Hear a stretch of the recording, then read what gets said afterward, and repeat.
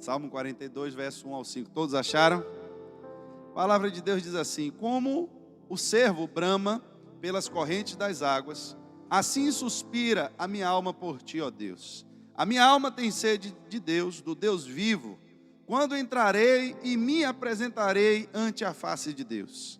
As minhas lágrimas servem de mantimento de dia e de noite, porquanto me dizem constantemente: onde está o teu Deus? E quando me lembro disso, dentro de mim derrama a minha alma, pois eu havia ido com a multidão. Fui com eles à casa de Deus, com voz de alegria e louvor, e com a multidão que festejava. Porque estás abatida, ó minha alma, e porque te perturbas em mim? Espera em Deus, pois ainda o louvarei na salvação da sua presença.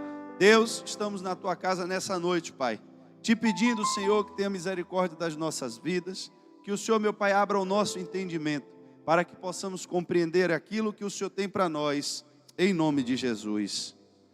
Queridos, todos que estão acompanhando aquilo que Deus tem ministrado nas nossas vidas, têm compreendido que nós nos propomos a buscar incessantemente a presença de Deus.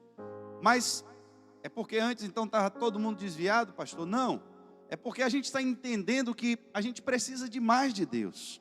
A gente precisa da presença dEle cada vez mais em nosso meio. E a pastora Tayane compartilhou comigo um texto que ela leu de um escritor chamado C.S. Lewis. Não sei quantos conhecem ele, mas ele tem alguns textos muito bons.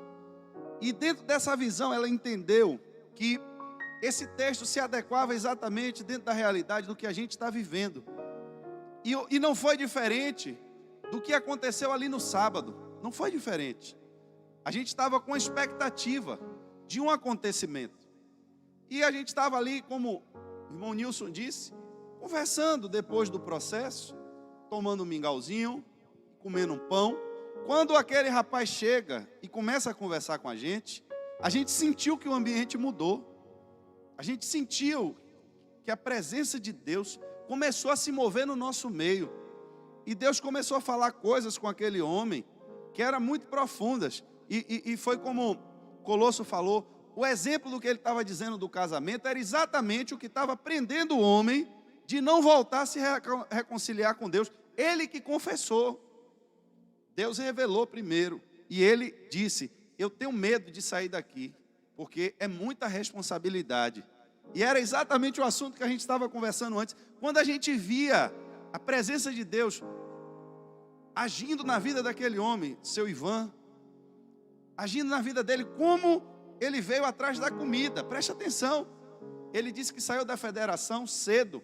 Ele estava procurando um cachorro dele, ele abriu uma sacola e mostrou a gente a coleira. Antes dele mostrar a coleira, Deus já tinha falado com ele abertamente, que tinha criado uma circunstância para ele estar ali, que não era para ele estar ali naquele lugar. E a gente não sabia, porque ele estava bem arrumado, assim, não estava com roupa suja, não estava maltrapilho, estava bem vestido, assim, arrumado. E a sensação que a gente teve é que ele tinha ido doar sangue. E passou ali para tomar um mingau. Mas quando Deus falou com ele, que criou uma circunstância para ele estar ali, porque não era para ele estar ali, ele disse: eu estou procurando meu cachorro. A gente sentiu a dimensão do ambiente mudar. A presença de Deus se manifestou. E eu tenho certeza que se a gente pudesse ter ficado ali a manhã toda, a gente teria ficado. Qual é a realidade que a gente precisa compreender? Às vezes, fomos ensinados e nos acostumamos a compreender uma coisa de uma única forma. Como se a minha vinda à igreja para participar de um culto fosse algo apenas para agradar a Deus. Preste atenção, porque é muito profundo isso. A sensação que a gente tem quando a gente não é crente, que a gente vê os crentes passando com Bíblia debaixo do braço para ir para uma igreja, é que eles estão perdendo tempo. Porque o lugar chato é uma igreja, o lugar monótono é uma igreja. Eu vou ali, entro e fico vendo alguém falar alguma coisa e eu não entendo metade do que a pessoa fala. Ainda de vez em quando ainda querem tomar um dinheiro do meu bolso, fazer alguma campanha lá dizendo que senão o diabo vai me pegar. e eu já fico com medo de entrar em igreja por causa disso. Então, igreja não é um lugar bom para ir, mas eu fico com um sentimento de culpa, porque quando eu não vou para a igreja, eu acho que Deus fica triste porque eu não fui para a igreja. Eu quero que você entenda hoje uma nova realidade. Eu quero que você entenda que quando você vem para a igreja, você vem para se encontrar com Deus. E nesse encontro, não é só Deus que se alegra com a sua presença, mas você precisa agora entrar nessa dimensão de descobrir o prazer de estar na presença de Deus. Aí o exemplo que o salmista diz, no meio da sua tribulação, no meio da sua angústia, ele diz, assim como a corça em algumas versões, ou cervo, corça é uma espécie de cervo, então não está nada errado. O que é uma corça? O que é um cervo? Bom, é um bichinho, parece uma cabra. Só que ela habita no meio dos desertos. E no meio do deserto, as fontes de água são escassas. E a corça, ela não vive em função da comida. Ela vive em função da água. A prioridade dela não é a comida. A prioridade dela é a água. E ela tem um dom natural, um instinto dado por Deus, que ela fareja a água. E às vezes ela tem que subir as montanhas para beber água limpa. Porque a corça, ela não bebe água suja. Ela não bebe água de poças sujas. Mas ela sempre procura mananciais, fontes. Ela sai para comer, Mas quando ela sai, que o sol começa a esquentar, a queimar ali o seu couro, ela tem que correr de novo para as fontes de água. E isso gera um desespero na corça. Ela corre no deserto, ela sobe montanhas, ela rompe obstáculos, mas ela precisa encontrar as águas. E aí o salmista diz que assim como, da mesma forma, essa corça, ela suspira, ela anseia pelas águas, assim ele tem sede de Deus, de estar na presença de Deus. Observe, quando a corça encontra a água, ela tem uma satisfação total da sua sede. Mas só tem satisfação em águas quem está com sede. O problema não é a água, o problema é estar com sede. Se a corça beber água suja, ela vai ter vontade de procurar água limpa? Não. Por quê? Porque já vai ter saciado a sua sede. O ser humano, na sua alma, no seu espírito, ele tem uma sede. Ele tem uma sede de estar bem. Ele tem uma sede de se sentir bem, de se sentir realizado, de se sentir satisfeito. E quando o homem começa a canalizar essas coisas,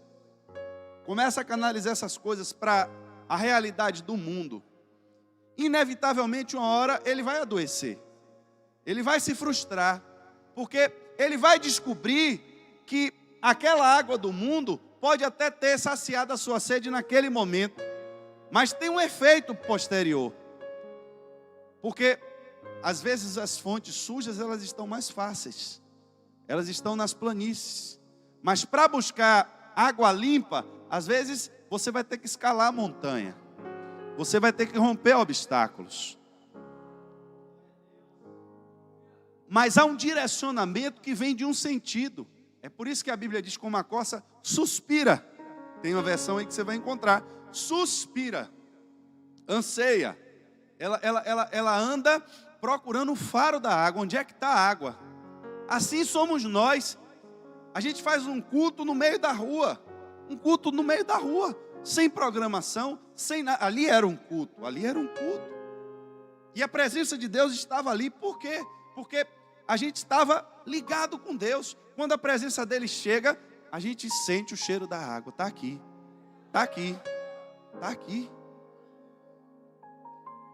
Agora, por que aqui uns sentem e outros não sentem? Aí é onde está aqui a resposta que talvez você precise. Romanos capítulo 7, 21 ao 23. Paulo vai dizer assim: assim encontro esta lei que atua em mim. Quando quero fazer o bem, o mal está junto de mim. No íntimo do meu ser, preste atenção, tenho prazer na lei de Deus. Mas vejo outra lei atuando nos membros do meu corpo, guerreando contra a lei da minha mente, tornando-me prisioneiro da lei do pecado que atua em meus membros, em meu corpo. O que é que Paulo está nos mostrando? Existem duas realidades. Existe uma realidade que é material e existe uma realidade que é espiritual. Mas eu não posso beber da água viva, eu não posso experimentar da água espiritual se eu estiver morto. Porque morto não tem vontade. Você nunca viu ninguém ir em cemitério levar uma comidinha para alguém que já morreu. Porque quem já morreu não tem mais fome, não tem mais vida, não tem mais sede. Aquela pessoa está morta espiritualmente.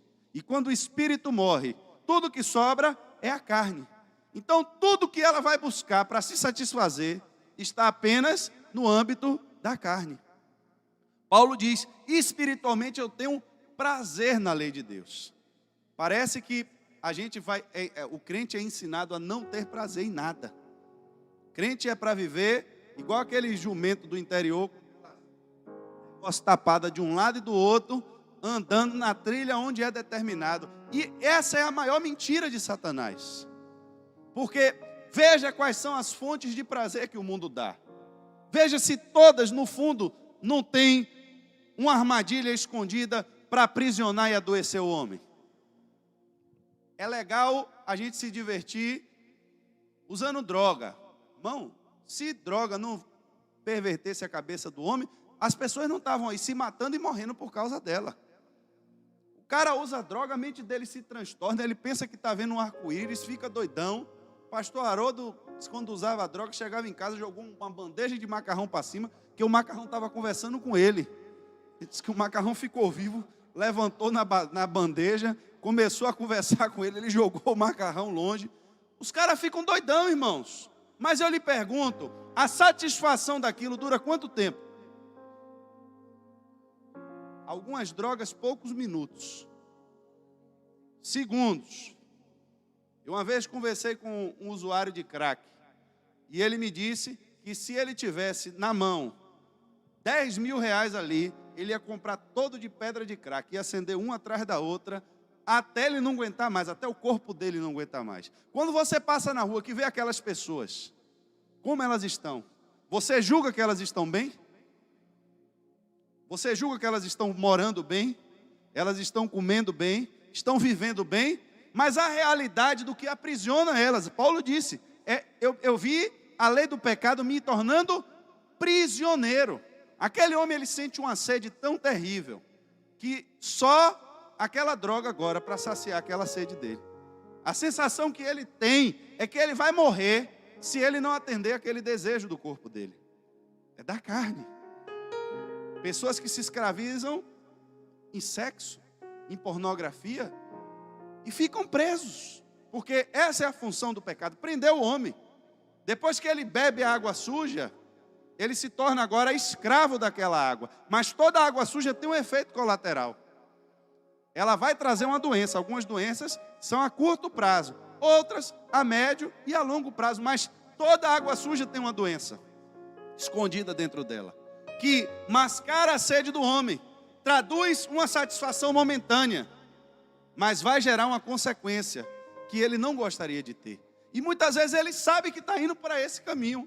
Muitas vezes ele sabe que está se destruindo, sabe que está perdendo o emprego, sabe que está perdendo a moral, sabe que está perdendo a dignidade, mas ele não consegue sair. É muito fácil você chegar para alguém e dizer, fique com sede. O difícil é você mostrar a ele que você tem uma realidade que não é a dele, que tem uma opção. Mas para que essa opção exista, antes dele experimentar da água, ele tem que escolher viver espiritualmente. Porque na carne, ele não vai conseguir sentir prazer no que é espiritual. Tem um salmo muito conhecido, Salmo 73. A Bíblia diz, foi escrito por Asaf. E Asaf começa falando o seguinte, no capítulo 1. Verdadeiramente bom é Deus para com Israel, para com os limpos de coração. Mas quanto a mim, quase que os meus pés se desviaram. Faltou pouco para que escorregassem os meus passos. Porque, aí agora, preste atenção, eu tinha inveja dos soberbos, ao ver a prosperidade dos ímpios. Porque não há apertos na sua morte, mas firme está a sua força. Não se acham em trabalhos como outra gente, e nem são afligidos como outros homens. O que é que Asaf está dizendo aqui a gente? Asaf está cumprindo os deveres dele religioso. Mas ainda não tinha descoberto algo espiritual. Ele fazia algo mecanicamente. Ele vinha para um culto.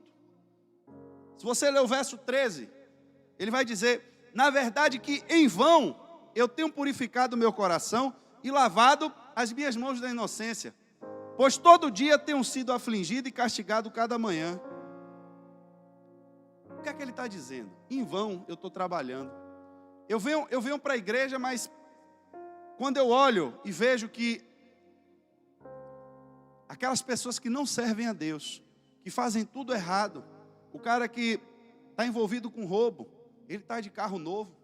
O cara que rouba na empresa, ele está curtindo o final de semana, postando foto, alugando carro. E eu olho para aquilo e sinto que ele está feliz. Eu acho que ele está vivendo bem. Olha o que ele diz: eu tinha inveja. Ele disse que tinha inveja da prosperidade dos ímpios. Por quê? Ele via os ímpios se dando bem e achava que aquela água que aqueles ímpios estavam bebendo estava saciando a sede deles. E ele dizia: mas eu estou na casa de Deus, estou ansiando pelas águas, procurando as águas, mas estou achando que eu estou procurando em vão, porque eu ainda não descobri, ainda não senti o prazer de estar na presença de Deus. Sou uma pessoa apenas religiosa, que me subjugo, que cumpro as minhas obrigações religiosas, que tento cumprir os mandamentos para Deus não se chatear comigo. Mas a verdade é que ele ainda não tinha sentido o prazer de estar nesse relacionamento íntimo com Deus. Aí ele diz: quando eu pensava em compreender isso, fiquei sobremodo perturbado, até que entrei no santuário de Deus. Então entendi o fim deles. Preste atenção, irmãos. Eu posso procurar satisfazer a minha sede, o meu anseio, nas coisas carnais. Só que Paulo disse: se você buscar o caminho da carne, ele vai lhe satisfazer, mas vai lhe escravizar. E depois que você for escravo, ele vai lhe destruir. Agora, se você buscar a lei espiritual, se você buscar Deus em espírito, você vai sentir uma paz, que excede todo entendimento. Você vai sentir uma satisfação que você vai dizer como Abacuque: ainda que não tenha nada, ainda que as coisas materiais falhem, ainda que não tenha dinheiro, ainda que não tenha emprego, eu não dependo disso. Porque eu encontrei a satisfação agora nesse relacionamento verdadeiro com Deus. Asaf só começou a compreender a dimensão que ele vivia. E por que é que ele estava achando que a vida do ímpio era melhor do que a dele? Porque ele estava achando que quem está no mundo é que está feliz, que quem está no mundo é que está bem. Você está no seu trabalho sexta-feira, você vê os colegas e diz: meu irmão, estou doido para acabar logo isso aqui, que eu vou para não sei aonde, vou para não sei o quê, e já tem uma figura aí que já marcou comigo, e aí mostra a foto da figura e você: sangue de Jesus, não mostra esse negócio não, atribulado. Vou tomar 3 Heineken e aí o negócio vai. Aí você encontra com ele segunda-feira, amanhã. Você vai chegar lá feliz, arrumado, cheio da presença de Deus. Oh, glória, foi um Pentecoste ontem na igreja. E você: estou quebrado. Foi o quê, rapaz? Meu irmão, aquela mulher estava atribulada, meu irmão. Me levou para não sei aonde, gastei meu dinheiro todo, depois me deu um nó, e aí eu fui para casa de não sei quem, chegou lá, foi mais dinheiro, e os caras inventaram de fazer um churrasco, e vai meu dinheiro indo embora, e eu estou aqui com uma dor de cabeça terrível, não aguento nem abrir o olho, Vou ver se o patrão me dá um vale aí para poder eu ir embora hoje para casa, que nem dinheiro para transporte eu tenho. É assim ou não é? É. Mas na sexta-feira, você, se não der, se não, assim, não tomar cuidado, aquilo lhe dá vontade de ir com ele. Se você, não, é verdade, se você se deixar levar pelo ouvido, é verdade. Ele vai lhe contando tanto e vai falando tanto que parece que, rapaz, eu acho que eu vou lá ver como é isso aí. O problema é que se você for com ele na sexta, na empolgação dele na sexta, você vai voltar como ele no domingo, na segunda. Na sexta você está cansado, está quebrado, vai para casa, dorme cedo, descansa o sábado, vem para a igreja domingo, se enche do poder de Deus. Segunda-feira você está novo, abençoado, para prosperar, para trabalhar.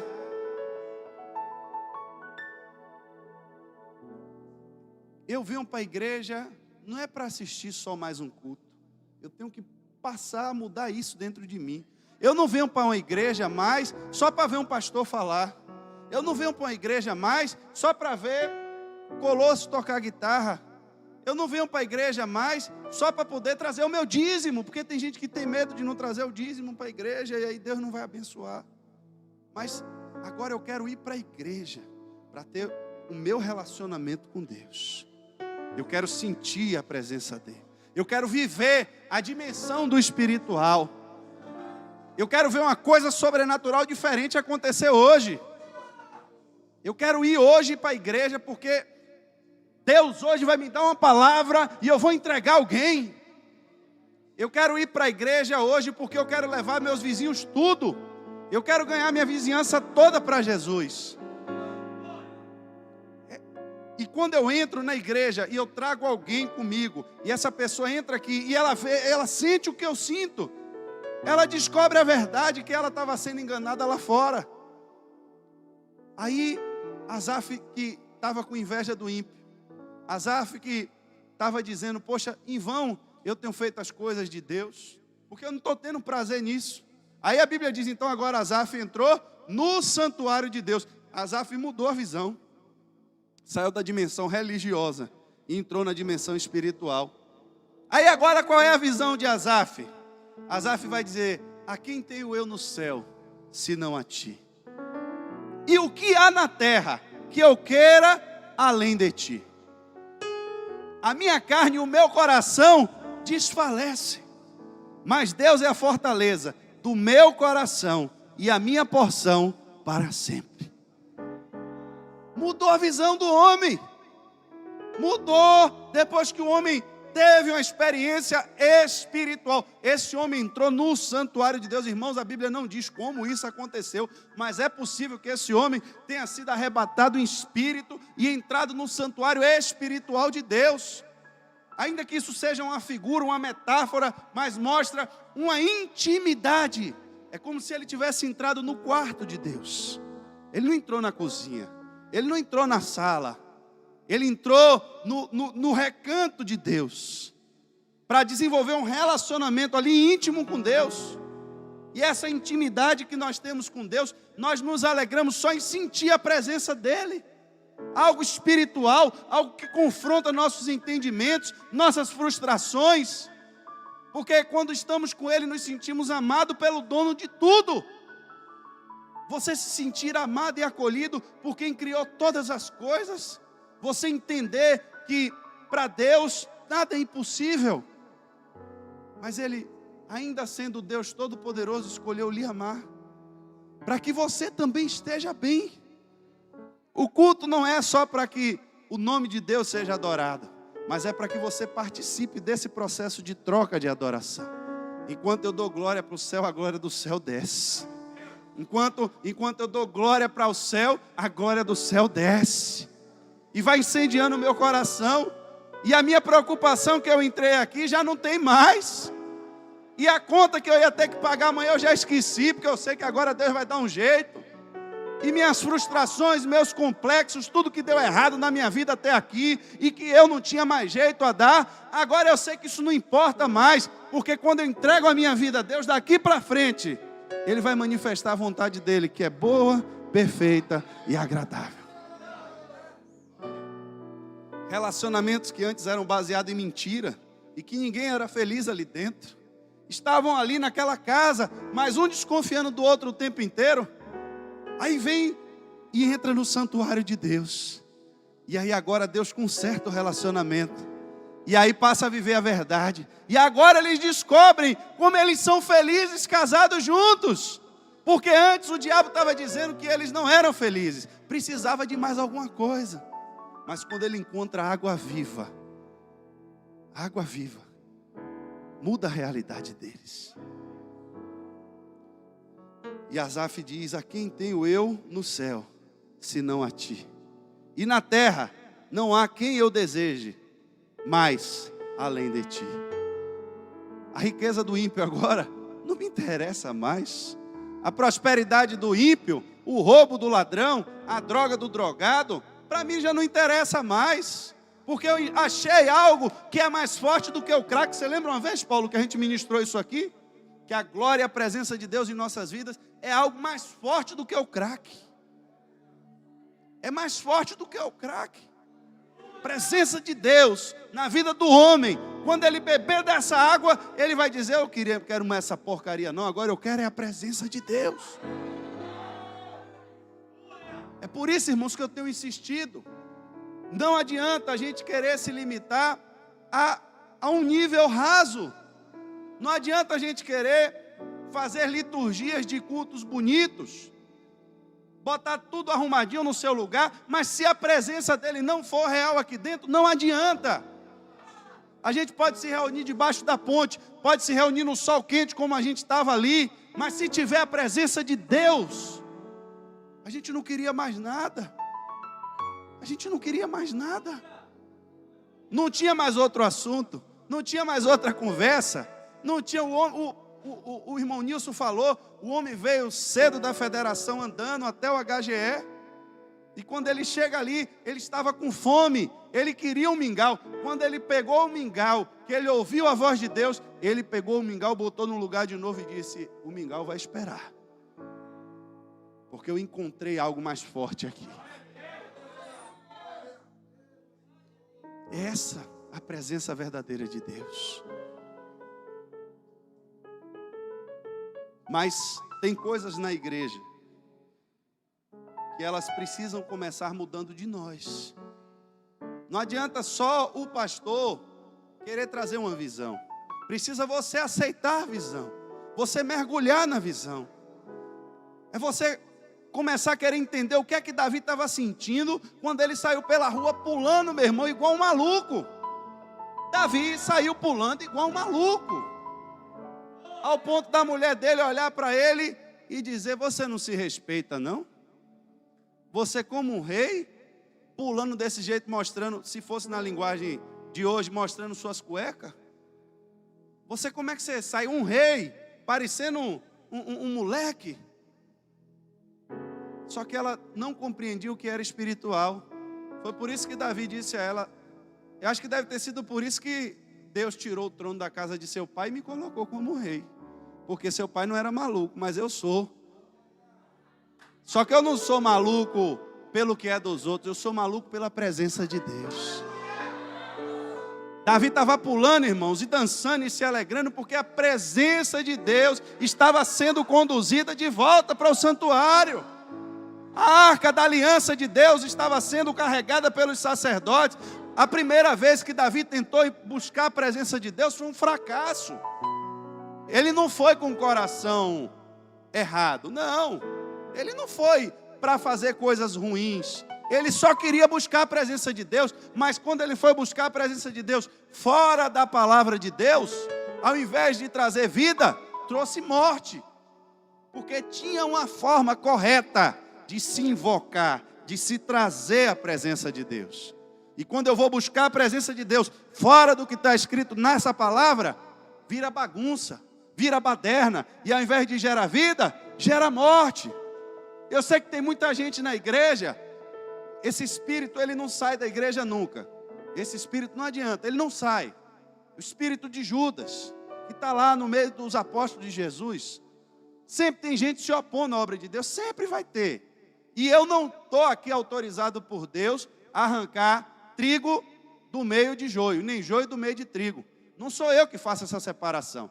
A Bíblia diz que quem vai fazer a separação são os anjos do Senhor.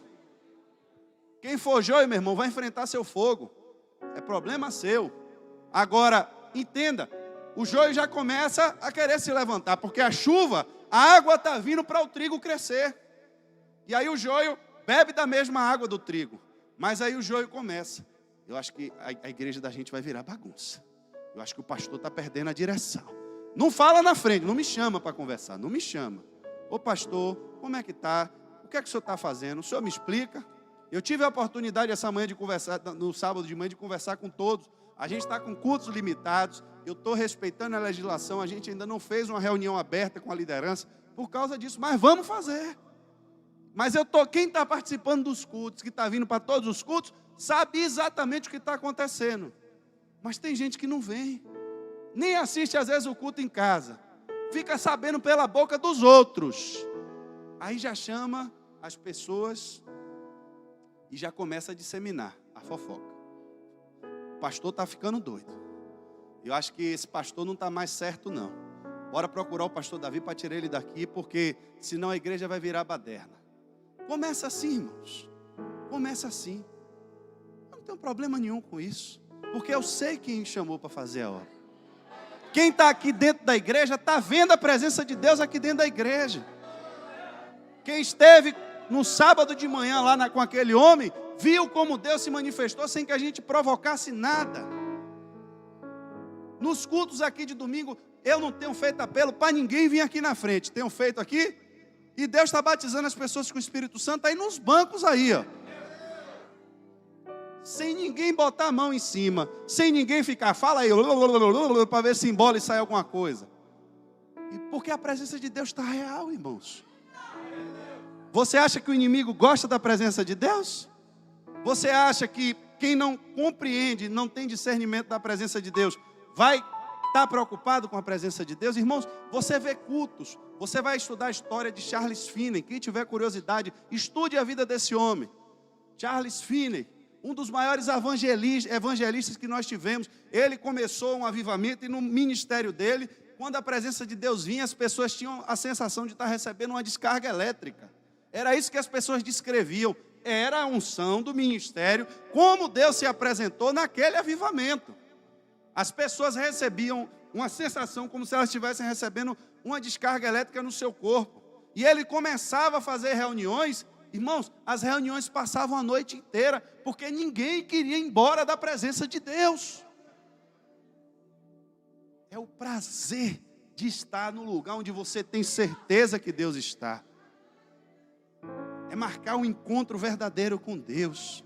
Eu estou indo para a igreja não é para ver se tem um irmão lá que está com o sapato furado. Eu estou indo para a igreja não é para ver se o pastor está atribulado. Eu estou indo para a igreja não é para ver se Paulo vai dar uma nota fora. Eu estou indo para a igreja, irmão, porque eu quero ver a presença de Deus. Eu quero sentir a presença de Deus, porque assim como a coça, ela anda doida atrás de água, eu quero andar doido atrás da presença de Deus.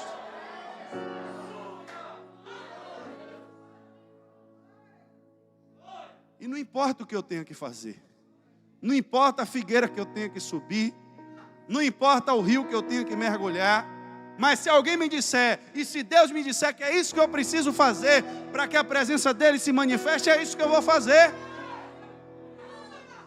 E quando você estiver no culto, irmão, se lhe der vontade de glorificar, autoglorifique. Se lhe der vontade de pular, pule.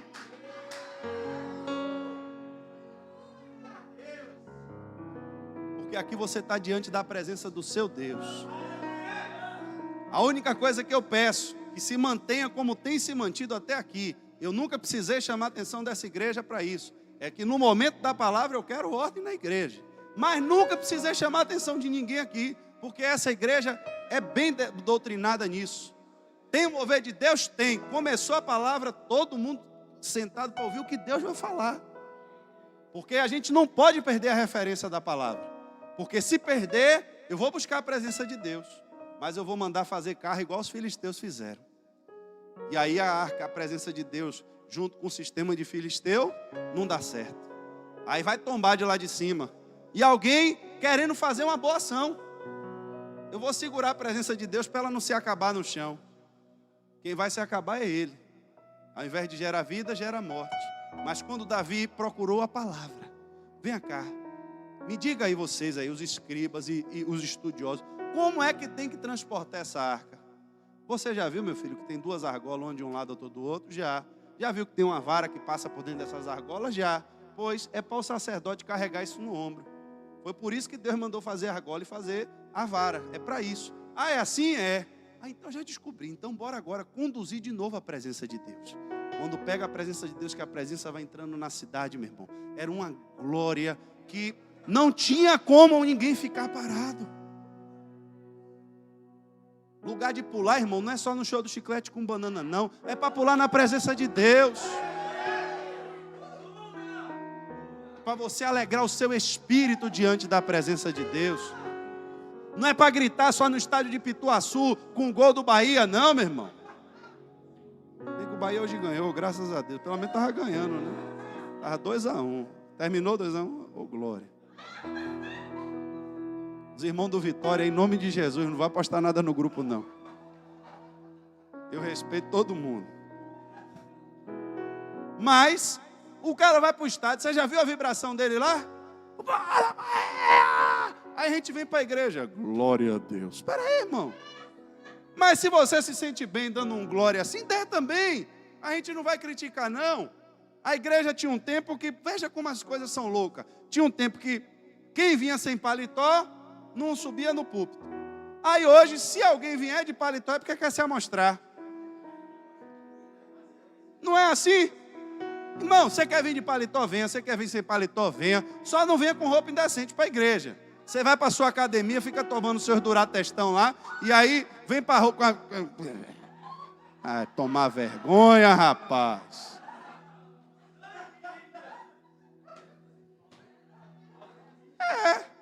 É ou não é? O cara se dá um glória mais forte, o botão da camisa estoura. Pá! Mas pode vir, irmão, de paletó, pode vir com a roupa decente. Use uma roupa decente, uma roupa bonita. Venha para a igreja. Venha para a igreja. Olha, irmãos, o evangelho é algo simples demais. É algo simples demais. Agora, você conseguir cavar fundo para mergulhar no rio de Deus, é onde começa o segredo. Alguém vem, entra aqui na igreja, a gente que está aqui todo dia, às vezes já se acostuma com a presença de Deus, mas alguém que chega de fora, quando entra, que sai daqui e diz, rapaz, o que foi isso aqui? Eu ando lá fora, mas não vejo um ambiente desse. A glória de Deus. A pessoa se apaixona por Deus e não quer mais largar. Aí pergunta, tem culto segunda-feira? Tem, porque tem presença de Deus, então eu quero estar lá. Vai ter culto terça de novo? Vai ter essa presença? Vai, eu quero estar lá. Não dá para fazer um culto aqui em casa não, eu quero trazer a presença para minha casa. Eu tenho que voltar a sentir prazer, irmãos, na presença de Deus. Aí chega uma hora que é igual pimenta, né? Quem não come pimenta, come um pedacinho da pimenta, a boca já arde, já vai lavar, escovar o dente. Você está acostumado a comer pimenta, irmão? Você bota o molho. Eu mesmo eu passo mal toda vez com pimenta por causa disso. Eu vou aumentando a quantidade. Chega uma hora que eu faço um molho de pimenta. Todo mundo não come, larga a comida. E para mim não está ardendo. Aí o estômago reclama. Aí eu vou fazer endoscopia, não posso doar sangue. Então é melhor parar de comer pimenta. Mas quando eu fico um tempão sem comer, eu como uma malaguetinha, ó, a boca já queima. Mas é assim também a presença de Deus. Eu não tenho nada da presença de Deus. Quando eu entro, qualquer coisa já eu sinto. Mas eu vou chegando em níveis espirituais, irmãos, que agora eu preciso de uma dose potente do poder de Deus. Eu quero ver coisas maiores. E aí eu começo, pastor, eu quero visitar presídio. Eu quero visitar centro de recuperação. Por quê? Porque eu quero ver Deus transformar. Eu quero ver Deus libertar. Eu quero botar a mão enfermo e quero ver ser curado. E é isso aí, irmãos. Essa é a sede da busca da presença de Deus. Aqui nós estamos treinando, nos enchendo, para quando sair a gente transportar ela com a gente. Esse foi o testemunho daquele homem. Eu queria chamar o nosso irmão Clécio para terminar o culto, que o limite da coluna aqui já excedeu 3 vezes, antes que eu caia aqui em cima do púlpito. Ele vai estar encerrando o culto, fazendo o apelo nessa noite. Fique de pé, irmãos.